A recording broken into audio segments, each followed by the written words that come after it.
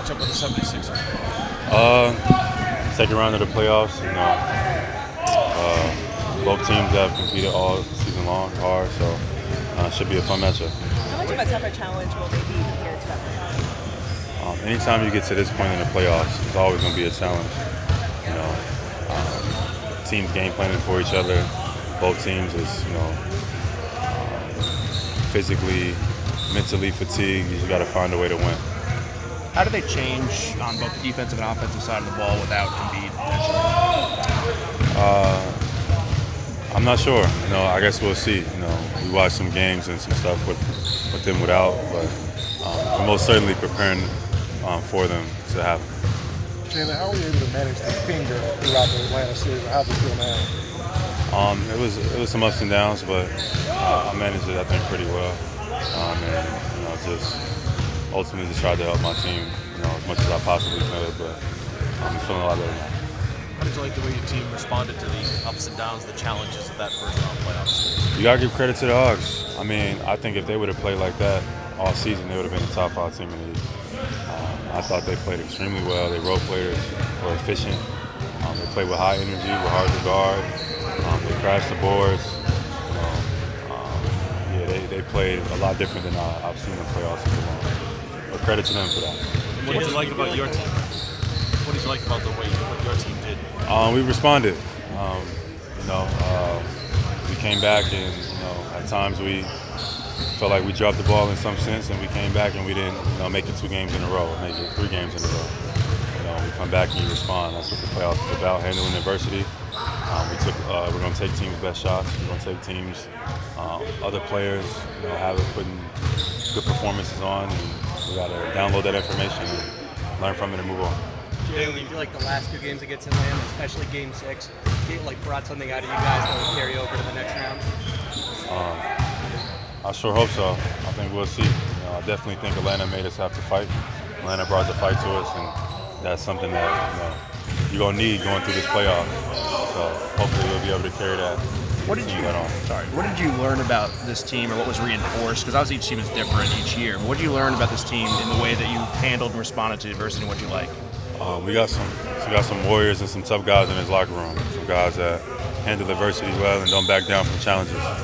Unafraid of the moment, and you get reminded of that in the playoffs when you get to these, pressure situations and get to the time where the game is on the line. That's where you get to see what somebody's made of. Jaylen, 2018, you started. That seemed like kind of your breakout series. You talked about kind of waiting for your moment in your career. What do you remember about that series? You were playing through the hamstring, all of that. Like, what just allowed you to kind of break out in that series? 2018, that seemed like such a long time ago now. But that was, I guess one of the series that I kind of came out. We went to the Eastern Conference Finals. We lost 1 game from the finals. I was probably, 20 years old. Thought I played really, really well in that series. I kind of showed the world what I could do. Kind of changed the narrative on who I was. And the playoffs is where stars are born. The playoffs is where you can make a name for yourself. And 2018 was the commencement for me. What's been your mindset in this playoffs? It feels like you've taken your game to, again, a next level here in that first series and going into this one. Just do what needs to be done is my mindset. I feel like I still got levels to tap and reach. But for now, I just do what needs to be done. Jaylen, do you sense the rivalry in the Celtics-Sixers? I know it's before your time it started, but playing them over the years in the bubble and over the years, do you sense the rivalry? I've learned more about the Celtics and 76ers rivalry throughout time, like watching Bill Russell's Netflix series. I got to see how him and Will Chamberlain had a rivalry back in the day. Well, at least the Sixers and the Celtics did. And, Bill and Will used to go at it, and how many people used to show up to those games, and kind of how it was born. Just learning about that, history kind of gave me more foresight into today's time. I think it was a lot different back then than it is now, but I definitely enjoy, the 76ers matchup. It's a fun environment. It's a great basketball environment, a lot of intensity, especially on the road in Philly, so it should be fun. How important are rivalries, and what goes into a good rivalry in your view? I think it's great for the game. I think it just gets the people talking, gets people excited. You know, people mark it on their calendar. People are waiting for that day, and that just is great for the game. You know, the build-up, the anticipation, the stories, the history. I mean, all of those things playing a part. So, you know, being a part of it now, 2023, that ongoing legacy of the Sixers and the Celtics, it's an honor. So, it should be fun. You mentioned the Bill documentary. What did you take most from that? Like, what kind of stuff did you out of that? A lot of stuff. You know, a lot of stuff off the court and on the court. You know, Bill was a great man, and he stood for a lot. And he wasn't as well received as people would like to remember him. I know he has a statue now, but you know, at the time, people didn't, understand who he was.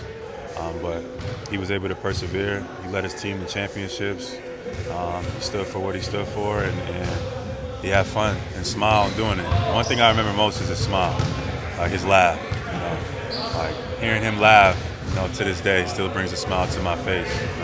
Such a easy, happy, friendly going person, and you could hear it in his smile and in his laugh. But the times and the way people talked about him then, and how people, assumed he represented himself, you wouldn't think he was that type of guy, but he was. And his smile and his laugh is something that I took with me. Can you learn from him on the court too? He was a heck of a competitor when he was healthy. Oh yeah, absolutely. Bill Russell was, was an amazing competitor, and a lot of his peers had so much respect for him. Will Chamberlain, who played with the 76ers, was one. We would talk about how fierce Bill Russell was, the will to win.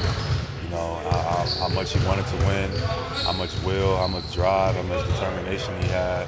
And you could measure, players by their talent and their skill level, but there's other gears that players have, and you'll probably be able to notice some guys in the playoffs, even now in today's game, that have different gears that you can go to where it just seems like they come alive, or they just have a will to win. And Bill was like one of the pioneers of that, just intangibles. And it's fun to watch his docu-series, and it's fun to play in Boston.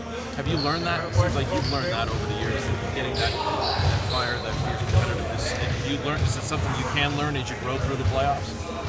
I think so. I think it's something you can maybe kind of work on and develop, but I think it's in you for the most part. It's either you got it or you don't.